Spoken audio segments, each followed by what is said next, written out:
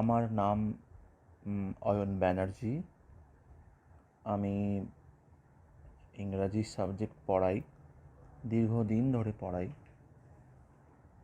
আমি আমার যে ইউটিউব চ্যানেল নতুন আমি শুরু করেছি, ক্লাস 9, 10, 11, 12 সেখানে আমি ইংরাজি পড়াবো। ইংরাজির যে সমস্ত বিষয়গুলি আছে, যে সমস্ত টেক্সটগুলি আছে, সেগুলো আমি এক্সপ্ল্যানেশনস, কবিতাতে ফিগার অফ স্পিচ, বিভিন্ন ইংরেজি ওয়ার্ডসের প্রোনাউন্সিয়েশনস, ফোনেটিক্যাল রেফারেন্সেস বা কোনো শব্দের ফোনেটিক্যাল ট্রান্সক্রিপশনস, এগুলো আমি পড়ানো যখন চলবে তখন আমি আস্তে আস্তে ইন্ট্রোডিউস করতে থাকব। তো আজকে আমি sonnet number 18, shall I compare thee, written by William Shakespeare, এইটা আজকে পড়াচ্ছি। আমাদের এই কবিতাটা পড়তে গেলে মাথায় রাখতে হবে যে আমাদের পরীক্ষায় যে সমস্ত কোয়েশ্চেন্সগুলো আসে সেখানে দেখা যায় এমসিকিউ থেকে আমাদের করতে হয় এই শ্যাল আই কম্পেয়ার দি যে সামার স্টে যে কবিতাটা আছে, এইটা আমাদের এখান থেকে এমসিকিউ প্রশ্ন আসে, আবার বড় কোয়েশ্চেনও আসে 5 নাম্বারের। আমাদের প্রত্যেকটা লাইনের ইন বিটুইন লাইনের মধ্যে সমস্ত মানেগুলো জানতে হবে in Bengali and in English, যাতে করে আমরা খুব সুন্দরভাবে কবিতাটাকে এক্সপ্লেন করতে পারি এবং কবিতাটার যে বিষয়বস্তুটা which William Shakespeare has tried to express through the words, সেটা আমরা বুঝতে পারি। কিছু ইম্পর্টেন্স বিষয় আছে যেগুলোতে আমাদের বেশি করে ইম্পর্টেন্স দিতে হবে। এই সমস্ত ইম্পর্ট্যান্ট ব্যাপারগুলোতে, যেমন আমরা যদি উইলিয়াম শেক্সপিয়ারের বিষয় একটু জানি, উনি জন্মেছিলেন এপ্রিল মাসের 23 তারিখে 1564, ধরে নেওয়া হয়। এটাই যে ছিল এমন নয়, এটাকে বলা হয় প্রিজামাবলি। ওনার জন্মস্থান ছিল স্ট্র্যাটফোর্ড আপন অ্যাভন, ইংল্যান্ড। আর উনি মারা গিয়েছিলেন 1616 খ্রিস্টাব্দে এপ্রিল মাসের 23 তারিখে। আচ্ছা, এবারে ওনাকে একটা টাইটেলে ডাকা হতো, সেটা হচ্ছে দ্য বার্ড অফ অ্যাভন। এটা কিন্তু তাকে এটা ছিল টাইটেল তার, এই নামে তিনি ভূষিত হয়েছিলেন। সবথেকে ইম্পর্টেন্ট বিষয় হচ্ছে এই যে আমরা শেক্সপিরিয়ান সনেট, পেট্রার্কেন সনেট এগুলো বলি, আরও একটা সনেট রকমের আছে, অ্যানাদার কাইন্ড, সেটা হচ্ছে কাউলিয়ান সনেট। এই কাউলিয়ান sonnet, it is not frequented in English literature, rarely used, rarely found. এই যে উইলিয়াম শেক্সপিয়ারের সনেট, এটা যে আমরা ভাবি, অ্যাকচুয়ালি শেক্সপিরিয়ান স্টাইলের যে সনেট, যেখানে পেট্রার্কেনের মতো 8-6 এরকম থাকে না,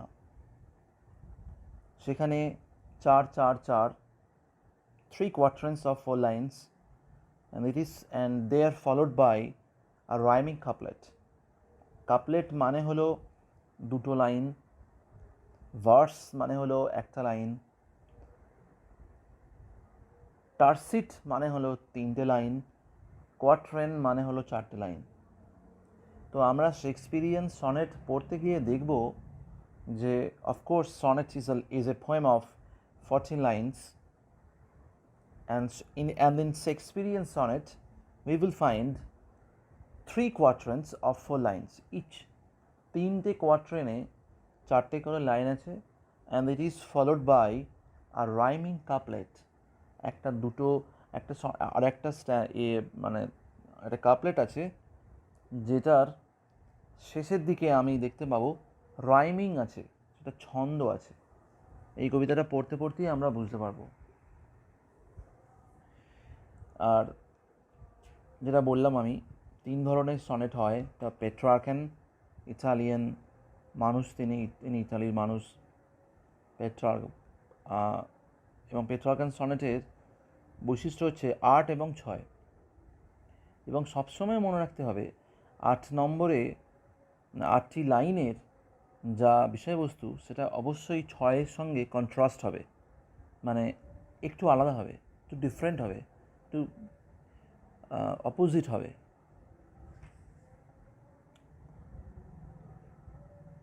আর এর মধ্যে একটা এই শেক্সপিরিয়ান সনেট, এটা কিন্তু it was not invented by William Shakespeare, এটা কিন্তু উইলিয়াম শেক্সপিয়ারের দ্বারা সৃষ্টি করা নয়। হেনরি হাওয়ার্ড বলে একজন ছিলেন। হেনরি হাওয়ার্ড, আমরা আমাদের লিটারেচার অফ ইংলিশে পড়েছি যে হেনরি হাওয়ার্ড, যাকে বলা হতো আর্ল অফ সারে, আর্ল অফ সারে, SURREY, EARL। সারে একটা জায়গার নাম, সেই জায়গার শাসনকর্তা ছিলেন আর্ল অফ সারে, এই জন্য বলা হয় হেনরি হাওয়ার্ড। হেনরি হাওয়ার্ড এইটাকে তৈরি করেছিলেন, এই ফরম্যাটটাকে 4-4-4, and this kind of style ends with a rhyming couplet. Later it was imbibed, it was followed, আত্মস্থ করেছিলেন উইলিয়াম শেক্সপিয়ার। তো কিন্তু বিষয়টা হচ্ছে, কিন্তু উনি কিন্তু এটা কিন্তু তৈরি করেননি, কিন্তু আমরা এটা যেন ধরিনি যে এটা উইলিয়াম শেক্সপিয়ারই তৈরি করেছেন এই স্টাইলটা। আর এর মধ্যে একটা অদ্ভুত রাইমিং একটা প্যাটার্ন আছে, সেটা আমাদের মাথায় রাখতে হবে। সেই রাইমিং জায়গাটা আছে, যেটা রাইমিং প্যাটার্ন, সেটা হলো AB CD EF G, এই হচ্ছে রাইমিং প্যাটার্ন। এবং এই যে কোয়েশ্চেন্স, এটা কত নম্বর সনেট, এটি হলো 18 নম্বর সনেট, উইলিয়াম শেক্সপিয়ারের লেখা। এইটা আমাদের খুব গুরুত্বপূর্ণ একটা বিষয়। এদের 3টে কোয়ার্টার আছে, এটা একটা রাইমিং কাপলেট দিয়ে শেষ হয়, এর হচ্ছে রাইমিং প্যাটার্নটা কীরকম, এই সমস্ত বিষয়গুলো আমাদের খুব ইম্পর্ট্যান্ট। আর শেক্সপিয়ার যে সমস্ত সনেটগুলো লিখেছেন 154টা, এই 154-র মধ্যে আবার একটা বিষয় আছে যে তার একজন কম বয়সী একটা বন্ধু ছিল, তার নাম আমরা কিন্তু এখন, মানে তার নামের বিষয়ে এখনও আমাদের অনেক স্পেকুলেশনস আছে, কোনো পার্টিকুলার বিষয়ে পার্টিকুলার কেউ একজন আমরা কিন্তু এমন জানি না। তো আমরা বিভিন্ন বইয়েতে যেটা পাই সেটা হচ্ছে WH ধরা হয়, মিস্টার WHটা কে? 1 থেকে 126টা সনেট মিস্টার WHকে ডেডিকেটেড করা হয়েছে।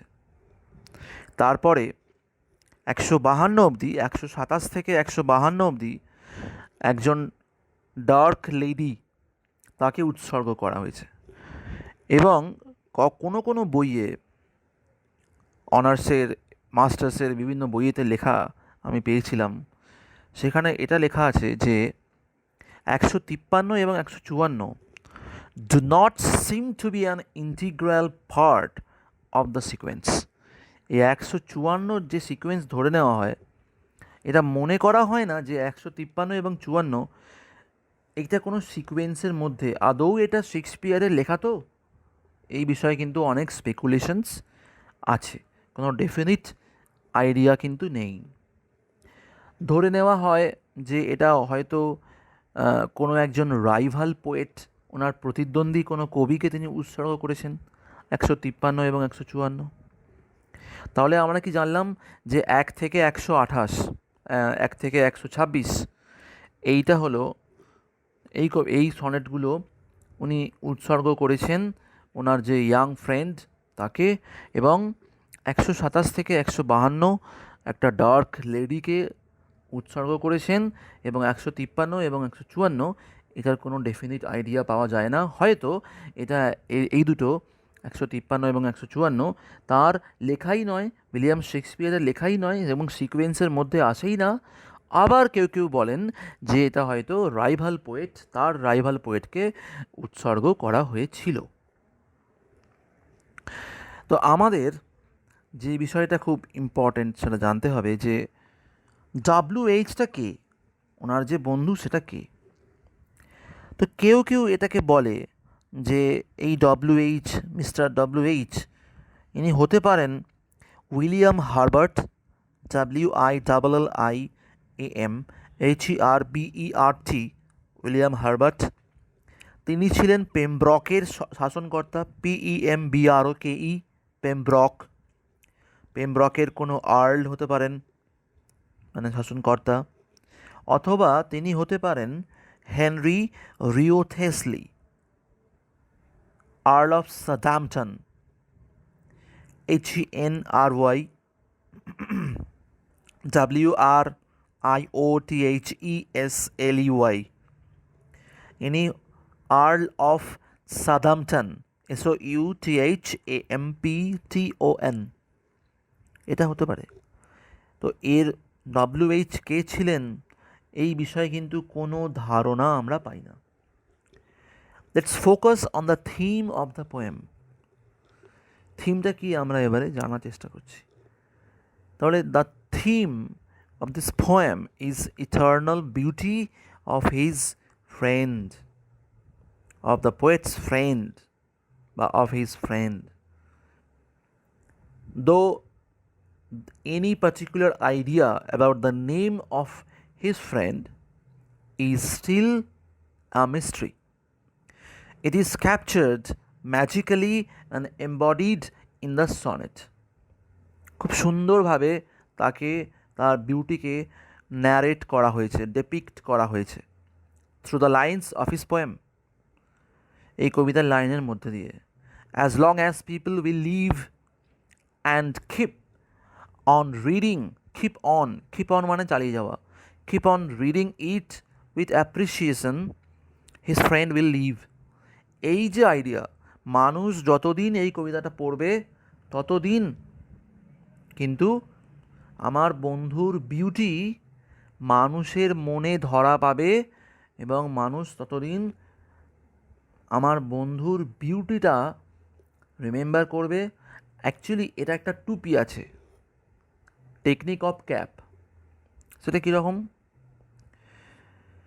আমার কবিতাটা এমনই ভালো যে কবিতার মধ্যে দিয়ে আমার বন্ধুর বিউটি বর্ণনা করা হয়েছে, তাহলে আমার বন্ধুর বিউটি যতদিন মানুষ জানবে আমার কবিতাটা পড়ার মাধ্যমে, ততদিন আমার বন্ধুর বিউটি তো থাকবেই, পাশাপাশি আমার লেখা কবিতাটাও থাকবে। তাহলে আমার বন্ধুর বিউটিটাকে বর্ণনা করতে গিয়ে আমি আমার কিন্তু কবিতাটার যে কোয়ালিটি সেটাও লোককে জানাচ্ছি, যারা পাঠক তারা জানতে পারছে। এটাও একটা খুব ইম্পর্ট্যান্ট একটা বিষয়। তাহলে আমরা এখন shall I compare thee to a summer's day, কবিতার টাইটেল হচ্ছে শ্যাল আই কম্পেয়ার দি, আর আমি এটা সমিতি বলি, shall I compare thee to a summer's day. এই কবিতাটা আমরা এবারে আমাদের পড়তে হবে। দেখো, একটা কথা খুব ভালো করে মনে রাখতে হবে, এই কবিতার মধ্যে কিন্তু প্রচুর অলংকার আছে। সেটা কীরকম? ফিগার অফ স্পিচ, যাকে আমরা ইংলিশে বলি figure of speech. This poem begins with an interrogation. এই কবিতাটা কিন্তু শুরু হচ্ছে একটা প্রশ্নের মাধ্যমে। তুমি ভালো করে লক্ষ্য করে দেখো। Shall I compare thee to a summer's day? আমি কি আমার বন্ধুকে, দি মানে THEE, এটা ওল্ড ইংলিশে লেখা, ইউ, দি মানে হচ্ছে ইউ, আমি কি আমার বন্ধুকে একটা গ্রীষ্মের দিনের সঙ্গে তুলনা করতে পারি? প্রথমেই একটা প্রশ্ন আছে। না, আমি পারি না। আমি কেন পারি না সেইটাই তিনি পরের লাইনগুলোতে বলতে বলতে গেছেন। এই টেকনিকে এই কবিতাটা লেখা হয়েছে। So the poem begins with an interrogation. Shall I compare my friend to a day of summer? আমি আমার বন্ধুকে কি একটা গ্রীষ্মের দিনের সঙ্গে তুলনা করতে পারি? না, পারি না। I cannot. ওয়াই? কেন? সেটাই কিন্তু পরের লাইনগুলোতে বিস্তারিতভাবে উনি দেখিয়েছেন। সেটা কি জিনিস দেখো। দাও আর্ট, ART, তো ওল্ড ইংলিশ, ARE মানে আর, মানে তুমি হও, THOU এটা হচ্ছে ইউ মানে তুমি, দাও ওল্ড ইংলিশে বলা হয় you, YOU, you are more lovely and more temperate. তো এখানে মোর কেন ইউজ করেছে? কম্পারেটিভ সেন্সে ইউজ করেছে। দুজনের মধ্যে তুলনা হচ্ছে, আমার বন্ধু এবং একটা গ্রীষ্মের দিন। তাহলে তুমি মানে আমার বন্ধু হলে আরও সুন্দর, আরও টেম্পারেট। টেম্পারেট কথাটার মানেটা অবশ্যই ভালো করে বুঝতে হবে। যার বিউটি বাড়েও না আবার কমেও না, একদম ব্যালেন্সড। তাহলে আমার বন্ধুর বিউটি কিন্তু খুব সুন্দর, খুব বেশি, এবং মানে মোর লাভলি মানে আরও বেশি সুন্দর। কার থেকে? মোর কথাটা কেন বলেছে? গ্রীষ্মের দিনের থেকেই সুন্দর, বেশি সুন্দর, এবং মোর টেম্পারেট, এবং একদম ব্যালেন্সড। কিন্তু গ্রীষ্মের দিনের যে বিউটি সেটা কিন্তু সব সময় এক থাকে না, কিন্তু আমার বন্ধুর বিউটি সব সময় এক থাকে। এবং তাহলে গ্রীষ্মের দিনের বিউটি যে সব সময় এক থাকে না, সেটা আমরা পরের লাইনে বুঝতে পারবো। পরের 3 নম্বর লাইনে কি বলছে? Rough winds do shake the darling birds of May. May মাসের প্রিয় ফুলের কুঁড়িগুলোকে এমন কর্কশ বাতাস, গ্রীষ্মের বাতাস এমন ঝাঁকানি দিয়ে নাড়িয়ে দিয়ে যায় যে কি শেড অফ হয়ে যায়। SHEDOFF, শেড অফ মানে ঝরে যায়, ডাউনফল, সেটা মাটিতে নেমে যায়, মাটিতে পড়ে যায়। কিসের জন্যে পড়ে যায়? মে মাসের যে সুন্দর ফুলের কুঁড়িগুলো গাছে ফুটেছে, সেটা কিসের জন্য নেমে যায় মাটিতে, কিসের জন্য পড়ে যায়? ওই যে গ্রীষ্মকালের প্রচণ্ড কর্কশ বাতাস, বাতাসটা যেন harsh. And summer's lease hath all too short a date. এবং আমরা কি দেখতে পাচ্ছি? লিজ বলে একটা কথা আছে, LEASE, this lease word, this particular lease word, এই শব্দটা কিন্তু আমরা কোথায় দেখতে পাই? এটা আমরা লিগাল, যদি কারোর সঙ্গে কোনো চুক্তি করি, এই শোন তুই না আমার এই জায়গাটা ভাড়ায় নিচ্ছিস, চল তোর সঙ্গে আমি একটা ডিড করি, মানে DEED মানে একটা দলিল, চল তোর সঙ্গে আমি একটা দলিল করি, একটা মিউচুয়াল আন্ডারস্ট্যান্ডিংয়ে আসি। তো তুই আমার থেকে এটা লিজে নিচ্ছিস, ভাড়ায় নিচ্ছিস, এবং তুই আমাকে এত টাকা দিবি, এরকম। তো এখানে কি বলছে? And summer's lease hath all too short a date. তাহলে লিজ কথাটা হচ্ছে একটা লিগাল টার্ম। পরীক্ষা আসতে পারে কিন্তু যে লিজ কথাটা এটা কী ধরনের term, whether it's commercial or legal or anything else. তো সেখানে কিন্তু আমাদের লিজটা অবশ্যই লিগাল টার্ম বলতে হবে। এবং summer's lease had all too short a date, কিন্তু এই যে আমাদের গ্রীষ্মের যে অবস্থান সেটা কিন্তু বেশিক্ষণ থাকে না। আবার এই সামার মানে আবার সামারের মধ্যে দুটো মানে আছে। সামার হচ্ছে পান, PUN, পান। পান মানে হচ্ছে a word which has double meanings. কীরকম? সামার সামার স্লিজ বলা হয়েছে, মানে গ্রীষ্মের স্থায়িত্বকাল, সেটা বেশিক্ষণ ধরে নয়। আবার কীরকম সামার, যেটা হলো কি না বিউটি, সামার মানে আবার বিউটিও হয়। তাহলে যেই বিউটি, এতে এতে কিন্তু বেশিক্ষণ থাকে না। গ্রীষ্মের বিউটি, একটা গ্রীষ্মের দিনে সুন্দর মে মাসে ফুল ফুটেছে, হুম, ফুলের কুঁড়িগুলো দেখা যাচ্ছে, সেটা একটা সৌন্দর্যের একটা একটা নমুনা, স্যাম্পল। কিন্তু সেটা দেখে আমি যে খুশি হব, খুশি হতে পারি না। কারণ এক্ষুনি গ্রীষ্মের কর্কশ বাতাস এসে সঙ্গে সঙ্গে তাকে একদম ঝরিয়ে দিয়ে চলে যাচ্ছে। তার ফলে কি হচ্ছে, এই যে সামারের যে বিউটি, সেটা কিন্তু বেশিক্ষণ সেটা থাকতে পারে না, বেশিক্ষণ কিন্তু সেটা থাকে না। তো এইটা কিন্তু অবশ্যই আমাদের মনে রাখতে হবে। আর এখানে আমরা যেটা দেখতে পাচ্ছি, এই যে shall I compare thee to a summer's day, এ অনেকে উচ্চারণ করে, যদি আর্টিকেল হিসেবে এ ব্যবহার করা হয়, তার সঠিক উচ্চারণটা হচ্ছে আ। এটা মনে রাখতে হবে। টিএইচই, এই টিএইচই, এই যে আর্টিকেল, যেটা একটা ডেফিনিট আর্টিকেল, এইটা কিন্তু মনে রাখতে হবে। এটার পরে টিএইচই শব্দটার পরে যদি কোনো ভাওয়েল দিয়ে শুরু হয় এমন কোনো একটা শব্দ, তাহলে কিন্তু টিএইচির উচ্চারণ হয় দি। আর টিএইচই শব্দটা যদি একটি কোনো শব্দের আগে থাকে, যে শব্দটার প্রথম অক্ষরটা হচ্ছে কনসোন্যান্ট, তাহলে তার উচ্চারণ হবে দ্য, দয়ে জফলা।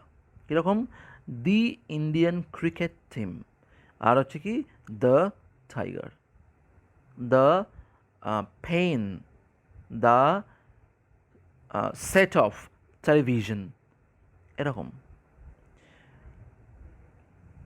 এবারে 2 নম্বর স্ট্যান্জায় আমরা যাচ্ছি।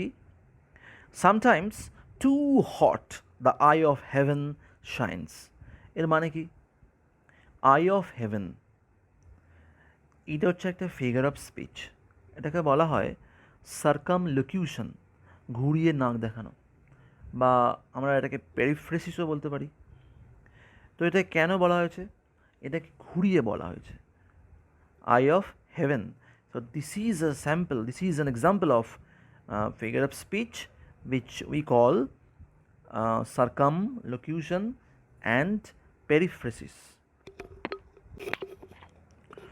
তাহলে আমরা এটা জানলাম কি, সামটাইম মানে মাঝে মাঝে, too hot the eye of heaven shines, মানে সূর্য, আমাদের মাথার ওপরে যে সূর্য থাকে তাকেই বলা হয়েছে আই অফ হেভেন। সেটা কিন্তু প্রচণ্ড প্রচণ্ড তার তেজ দেখায়। তাহলে দেখো, আমার বন্ধুর বিউটি কিন্তু মোর টেম্পারেট, তাহলে আমার বন্ধুর বিউটি কিন্তু খুব বাড়েও না, আবার খুব কমেও না, এক ব্যালেন্স থাকে, টেম্পারেট। কিন্তু সামারের বিউটি কীরকম, মাঝে মাঝে ভালো, আবার মাঝে মাঝে সেটা নষ্ট হয়ে যায়। তাহলে মাঝে মাঝে অতি বেশি, আবার অতি কম। কিন্তু আমার বন্ধুর বিউটি কিন্তু অতি বেশিও নয়, অতি কমও নয়, একদম ব্যালেন্সড। এই জন্যই টেম্পারেট কথাটা ব্যবহার করা হয়েছে। তাহলে কখনো দেখা যাচ্ছে মাঝে মাঝে সূর্য প্রচণ্ড জোরে আলোক দিচ্ছে, তার তেজ, আলোক রশ্মি প্রচণ্ড জোরে, প্রচণ্ড হিট অনুভব হচ্ছে। আবার and often is is gold complexion deemed. আবার মাঝে মাঝে দেখা যাচ্ছে সুন্দর সূর্যের আলো হিট দিচ্ছে, আবার দেখা যাচ্ছে সেই সূর্যের আলো অস্পষ্ট হয়ে যাচ্ছে। কমপ্লেক্সন মানে এখানে কালার, মানে এখানে লাইটের কালারটা, যেটা কিন্তু কী হয়ে যাচ্ছে, গোল্ড কালারের যে গোল্ড রঙের, যে সোনালি রঙের যে আলো, সেটা ডিমড হয়ে যাচ্ছে, মানে অস্পষ্ট হয়ে যাচ্ছে মাঝে মাঝে। অফেন কথাটার মানে হচ্ছে মাঝে মাঝে। এটা হচ্ছে একটা অ্যাডভার্ব, যেটাকে বলা হয় অ্যাডভার্ব অফ ফ্রিকোয়েন্সি। আচ্ছা, তাহলে আমরা কি বুঝতে পারলাম? সামারের বিউটির যে ধারক এবং বাহক, যেটা কিনা আমাদের সূর্যরশ্মি, যে কিনা সামারের বিউটিটাকে বহন করছে, সেখানেই দেখা যাচ্ছে তার মধ্যে সমস্যা, যে সে কখনো প্রচণ্ড তেজ, আবার কখনো সে মেঘের লেয়ারের মধ্যে, মেঘের চাদরের মধ্যে আবৃত হয়ে যাচ্ছে, কাভার্ড হয়ে যাচ্ছে, সেই জন্যে তার আলো আর দেখা যাচ্ছে না। অস্পষ্ট হয়ে যাচ্ছে, ভেগ হয়ে যাচ্ছে, ডিম হয়ে যাচ্ছে। And every fair from fair sometime declines. তাহলে প্রথমে দেখো, ফেয়ার কথাটা আমি একটু আগেই বলেছি যে পান, PUN, পান, this is an example of uh, a figure of speech which we call as pun. The pun means two words spelt same, মানে বানান এক, but the meaning, their meanings are different. কীরকম? অ্যান্ড এভরি ফেয়ার, প্রত্যেকটা ভালো ভালো জিনিস যেগুলো পৃথিবীতে আমরা দেখি, from fair, fair, FAIR, fair, FAIR, fair, from fair, from fair মানে এই 2 নম্বর ফেয়ারটা হচ্ছে বিউটি, সামটাইম ডেক্লাইন্স। তাহলে পৃথিবীর সমস্ত ভালো ভালো জিনিস, বিউটিফুল জিনিস, তাদের যে বিউটি, তাদের যে অ্যাবস্ট্র্যাক্ট নাউন বিউটি, সৌন্দর্য, সেটা কিন্তু সবসময় এক থাকে না, সেটা মাঝে মাঝে নষ্ট হয়ে যায়। কীরকমভাবে নষ্ট হয়? বাই চান্স, হঠাৎ করে, প্রকৃতির খেয়ালে, অথবা প্রকৃতির যে একটা or nature's changing course untrimmed, অথবা কীরকম, প্রকৃতির যে একটা নিয়ম আছে যে প্রত্যেকটা জিনিস যাহাই জন্মায় তাহাই মৃত্যু অবশ্যই হয়, তার অবধারিত মৃত্যু, সেটা একদিন শেষ হবেই। যা শুরু হয় তা একদিন অবশ্যই শেষ হবে, এটা এভিডেন্ট, এটা হবেই, এটা হতেই হবে, এটা পারপেচুয়াল ট্রুথ। তো সেই প্রকৃতির নিয়মেই নষ্ট হয়ে যায় প্রত্যেকটা ফেয়ার জিনিস, এভরি ফেয়ার, এভরি ইচ। এটা কিন্তু মনে রাখতে হবে, এগুলো হচ্ছে ডিস্ট্রিবিউটিভ প্রোনাউন, এবং এগুলো কিন্তু সিঙ্গুলার, ইচ অ্যান্ড এভরি, দুটোই। নিদার, ইদার, এগুলো হচ্ছে ডিস্ট্রিবিউটিভ প্রোনাউন। 3 নম্বরটা আমি বলি, 3 নম্বর স্ট্যান্সাটা একটু বলি। বাট দাই ইটার্নাল সামার, দাই মানে তোমার, ইয়োর মানে আমার বন্ধু, হে বন্ধু, তোমার যে ইটার্নাল সামার, ইটার্নাল মানে চিরকালীন, যেটা যার সঙ্গে একটা ডিভিনিটির সঙ্গে যোগ আছে, একটা স্বর্গীয় ব্যাপার আছে। সামার, সামার মানে কিন্তু সামার মানে ঋতু নয়, সিজন নয়, এই সামারটা মানে হলো বিউটি, যেটা আমি অলরেডি বলেছি। But thy eternal summer shall not fade, তাহলে তোমার যে বিউটি না আছে, যে বিউটিটা ডিভিনিটির সঙ্গে যোগ আছে, ভগবানের স্বর্গের সঙ্গে কানেকশন আছে, সেই বিউটি কিন্তু কখনোই নষ্ট হবার নয়, অস্পষ্ট হবার নয়, ফ্যাকাসে হয়ে যাবে না, ডিঞ্জি হয়ে যাবে না, ফেড হয়ে যাবে না, ডিসকালার্ড হয়ে যাবে না, nor lose possession of that fair that thou ow'st, মানে তোমার যে সম্পত্তি সেটা হলো তোমার বিউটি, সেটা কিন্তু তুমি কখনোই তোমার হাত ছাড়া হবে না। তোমার নিজের বিউটি, যেটা কিনা তোমার নিজের সম্পত্তি, সেটা তোমারই থাকবে।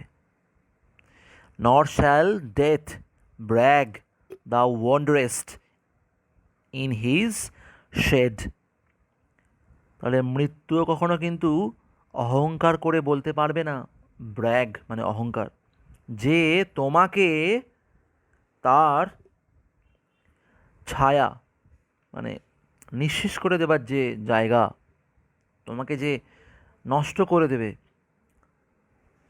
মৃত্যুর যে ছায়া তোমার ওপরে সে ফেলতে পারবে না, এবং তোমাকে সেই জায়গাতে হাঁটাতেও পারবে না যেখানে মৃত্যু ছায়া আছে। পরিষ্কার কথা কি, মৃত্যু কখনো অহংকার করে বলতে পারবে না যে তোমাকে সেই মৃত্যু ছায়া তোমার ওপরে ফেলতে পেরেছে বা তোমাকে সেই জায়গায় নিয়ে যেতে পেরেছে, তোমাকে নিয়ে যেতে পারবে না সেখানে। When in eternal lines to time thou growest, আমার কবিতার লাইন চারটিখানি কথা নয়, আমার কবিতার লাইন অত ফালতু নয়, আমার কবিতার লাইন অত লোয়ার ক্যাটেগরির নয়, আমার কবিতার লাইনগুলো খুব ভালো, এবং সেটা ইটার্নাল। আর নিজেই নিজেকে বলছে, নিজেই নিজেকে, নিজের কবিতাকে প্রশংসা করছে আমাদের উইলিয়াম শেক্সপিয়ার। কি বলছেন? আমার কবিতা কিন্তু অত ছোটো লোকই কবিতা নয়, আমার কবিতা হলো ইটার্নাল, যার সঙ্গে গড, ডিভাইন পাওয়ার, অমনিপটেন্ট, যিনি লর্ড, তার সঙ্গে কানেকশান আছে। এবং এই আমার যে কবিতা, যার মধ্যে ভগবানের সঙ্গে কানেকশান আছে, সেই রকম কবিতার মধ্যেই কিন্তু আমার অত সুন্দর দেখতে একটা বন্ধু, তার বিউটিকে আমি অ্যাডমিরেশন দিয়েছি, অ্যাডমায়ার করেছি। তাহলে আমার কবিতা কিন্তু চারদিক মানে যাতা নয়, সিম্পল নয়, খুব এলিভেটেড স্টেজের, সাবলাইম স্টেজের। when in eternal lines to time thou growest।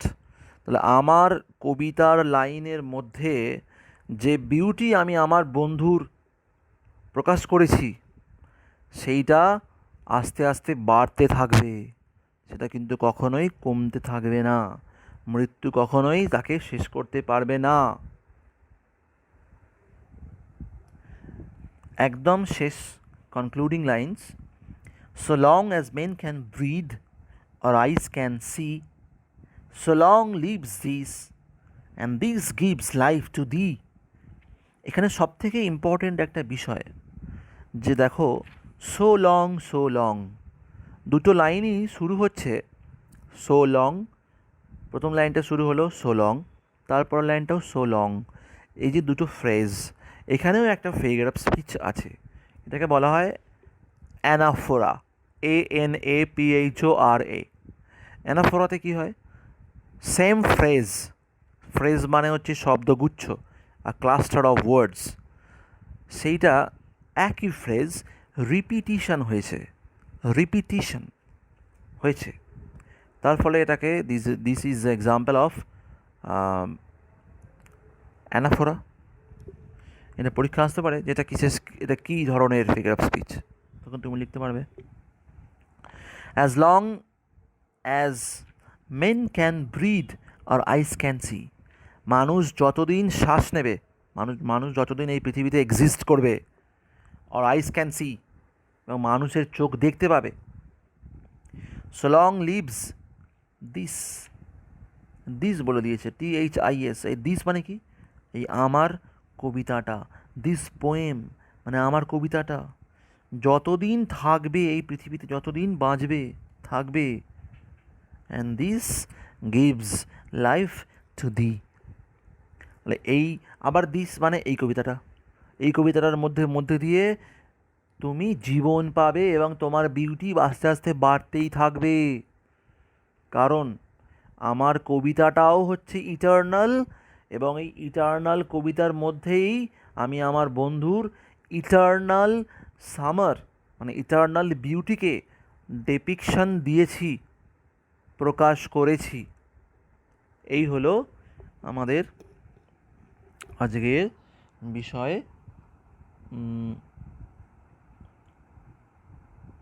এইবারে তোমাদের যদি কোনো প্রশ্ন থাকে, কোনো লাইন হয়তো বুঝতে পারছো না, এক্সপ্ল্যানেশনস দরকার, তোমরা কমেন্টে লিখতে পারো, এবং অবশ্যই তোমার বন্ধুবান্ধবকে এটা শেয়ার করতে যেন ভুলো না। আর এটা অবশ্যই আমার চ্যানেলটি সাবস্ক্রাইব করবে, এবং যে সমস্ত তোমার বন্ধুবান্ধব যারা আছে তাদেরকেও সাবস্ক্রাইব করতে বলবে। এবং যে সমস্ত ছেলেমেয়েরা টিউটর মানে টিচারের অভাবে পড়াশোনা করতে পারে না, তাদের বাড়িতে একটি মোবাইল ফোন আছে, ইউটিউব আছে, হয়তো নেটের রিচার্জও করতে পারে, সেই ক্ষমতাও আছে, অথচ হয়তো টিউটর পাচ্ছে না ভালো, তাদেরকে তুমি এটা শেয়ার করতে পারো আমার ভিডিওগুলো। আর অবশ্যই সাবস্ক্রাইব করতে হবে, না হলে পরের ভিডিওগুলো দিতে আমি অতটা হয়তো আর ইন্টারেস্ট ফিল করতে পারবো না, যাতে করে আমি চাইছি যে তোমরা ভালো করে আমার টিচিংটা ভালো করে গ্রহণ করো, ভালো করে শেখো, এবং যদি কোনো লাইনের মানে বুঝতে অসুবিধা হয় এবং পড়তে অসুবিধা হয়, অবশ্যই আমাকে জিজ্ঞাসা করবে, কমেন্টে লিখবে।